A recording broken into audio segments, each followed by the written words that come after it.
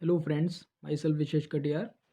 तो आज हम लोग बात करेंगे रोग निदान का जो फर्स्ट पेपर है हमारा, उसका एक टॉपिक है उपद्रव, जो कि मोस्टली 5 मार्क्स में या 2 मार्क्स में पूछा जाता है।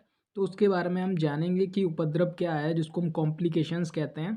काफ़ी ज़्यादा पूछा जाता है इसके बारे में एग्ज़ाम में। ठीक है। तो यहाँ पर उपद्रव की निरुक्ति क्या दी गई है? उप समीपे द्रवति इति उपद्रवा। समीप मतलब निकट। ठीक है। कहने का मतलब है जो व्याधि के समीप गमन करे। ये उपद्रव को हम कॉम्प्लिकेशन कहते हैं। ठीक है, अपनी लैंग्वेज में। यानी कि जो व्याधि के समीप गमन करे, अगर किसी भी व्यक्ति को कोई भी डिजीज़ हुई है, वो उसके समीप कोई भी अगर लक्षण वहाँ पर गमन कर रहा है, कहने का मतलब है उसके आश्रित है, तो उसको हम क्या कहते हैं? उपद्रव कहते हैं। इस चीज़ को आपको क्या है, परिभाषा में उपद्रव की और समझ में आएगा। जो माधव निदान है, उन्होंने कहा है रोग विनिश्चय का साधन है उपद्रव। क्योंकि माधव निदान क्या है? ये रोग विनिश्चय इनका ग्रंथ है। ठीक है। तो इन्होंने ये बताया कि जो उपद्रव है वो रोग विनिश्चय का साधन बताया गया है, उससे हम रोग का निदान जान सकते हैं। ठीक है। फिर उपद्रव की परिभाषा इन्होंने बताई है आचार्य चरक ने चिकित्सा स्थान के 21वें अध्याय में। कहा है उपद्रवास्तु खलु रोग कालजो रोग आश्रयो रोग एव स्थूलो अणुर्वा रोगात पश्चात जायते इति उपद्रव संज्ञा। ठीक है। कहने का मतलब है उपद्रवस्तु खलु, उपद्रव किसे कहते हैं? रोग उत्तर कालजो, यानी जो रोग के उत्तर काल में उत्पन्न हो। कहने का मतलब ये है, एक होता है उत्तर का मतलब उसके बाद। ठीक है, यानी कि पहले रोग होगा, उसके बाद में उपद्रव होगा। रोग के उत्तर काल में उत्पन्न, कहने का मतलब है कि रोग के बाद में उत्पन्न होगा उपद्रव। रोग आश्रयो, और जो रोग हुआ है उसके आश्रित होगा। कहने का मतलब है कि जो रोग है उसी के डिपेंड होगा जो हमारा उपद्रव हुआ है। रोग एव, वो रोग कैसा होगा? स्थूलो अणुर्वा, वो रोग हमारा स्थूल हो सकता है या अणु हो सकता है। ठीक है। रोगात पश्चात जायते, और रोग के पश्चात जो होता है, इति उपद्रव संज्ञा, उसे उपद्रव संज्ञा दी गई है। ठीक है। यानी कि उपद्रव क्या है हमारा? कि जो रोग के उत्तर काल में उत्पन्न होता है, रोग के आश्रित होता है, और वो रोग कैसा होगा? स्थूल होगा या अणु होगा। रोगात पश्चात जायते, और रोग के पश्चात उत्पन्न होगा, उसे हम क्या करेंगे? उसे उपद्रव संज्ञा देंगे।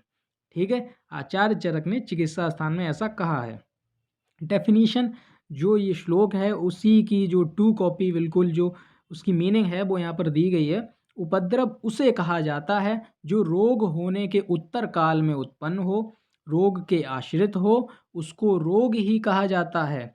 वह छोटा हो या बड़ा हो, किंतु रोग के बाद हो, उसे हम क्या कहेंगे? उपद्रव कहेंगे। ठीक है। और यहाँ पर अगर हम टाइप्स की बात करें तो उपद्रव के टाइप्स 2 यहाँ पर आचार्य ने बताए हैं। ठीक है। स्थूल और अणु। ठीक है। उसके बाद में आता है कि उपद्रव का महत्व तो क्या है, कि हम उपद्रव को पढ़ रहे हैं लेकिन उसका क्या इम्पोर्टेंस है। ठीक है। उपद्रव उत्पन्न होने पर सुख साध्य व्याधि भी असाध्य हो जाती है, क्योंकि आपको पता है उपद्रव हमने क्या माना है? कॉम्प्लिकेशन माना है। अगर उपद्रव उत्पन्न हुआ है तो उसके होने पर क्या होगा? जो सुख साध्य व्याधि भी है वो आपकी असाध्य हो जाती है। यानी जो ईजिली क्यूरेबल डिजीज है वो भी आपकी कैसी हो जाती है? इनक्यूरेबल हो जाती है। उपद्रव का उत्पन्न होना आवश्यक नहीं है। ऐसा नहीं है कि कोई भी आपको डिजीज़ हो, कोई भी रोग हो, तो उसमें उपद्रव उत्पन्न ही हो।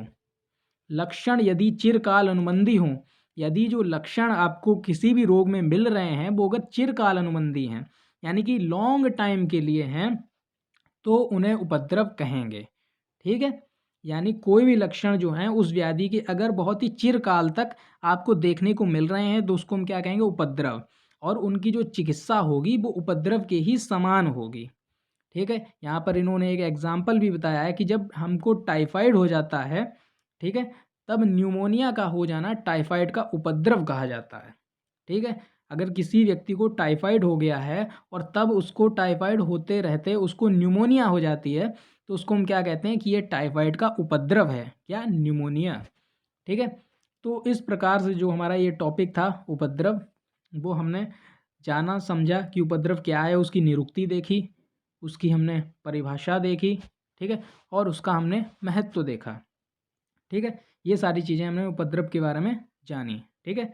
तो मिलेंगे नेक्स्ट वीडियो में किसी और टॉपिक के साथ।